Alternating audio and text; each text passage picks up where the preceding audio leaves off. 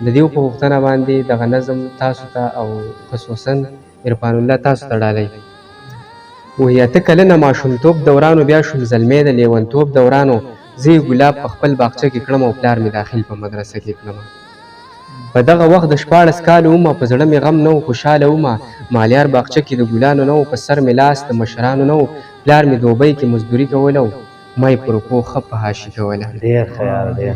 پلار مې دوبۍ کې مزدوري کوله او ما یې په روپو ښه په حاشي کوله. خوږې مرغۍ کې ګرځولې بچې د پلار نیازبینه او نازولې بچې څه مې کول چې مدرسې ته تلم او ما سره روپۍ وې میخانې ته تلمه.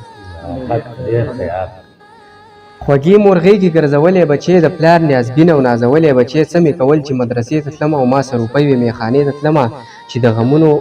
خیال مې کور ته وشو چې ټلیفون مې خوږې مور ته وشو ټول شو راټول په چوت اواز یې وویل په ټلیفون یو سړي داسې وویل په اکسیډنټ کې یو سړی مړ دی او بېګا د شپې هغه پلان کې مړ دی.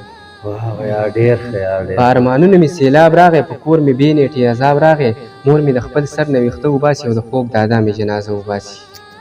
په دغه سوچ باندې ماښام سحر شو د کور بوجونه ټول زما په سر شو د مجبورۍ نه مزدورۍ له لاړم زه د سعودي مسافرۍ له لاړم په تنهایي کې ورځې شپې تېرېږي سختې په ما او په هغې تېرېږي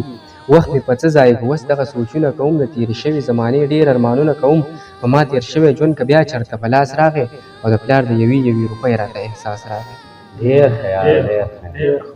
په ما تېر شوی ژوند که بیا چېرته په لاس راغی او د پلار د یوې روپۍ راته احساس راغی یو ځل په میاشت کې به یارانو کور ته شپې له تللی کاش چې د یا نه زه سکول او مدرسې ته تللی نن به مې ولې سوي اسویلي کولې د کور نه لرې به مې ولې زندګي کولې د انسانانو به مې ولې غلامي کولې افسوس د یا نه زه په اوښکو کې رانجه وسکمه په دې خبرو باندې وینې د دې زړه وسکمه ویمه د پلار په شان به زه هم مزدورۍ کې مرمه د کور نه لرې به زه هم مسافرۍ کې مرمه د کور نه لرې به زه هم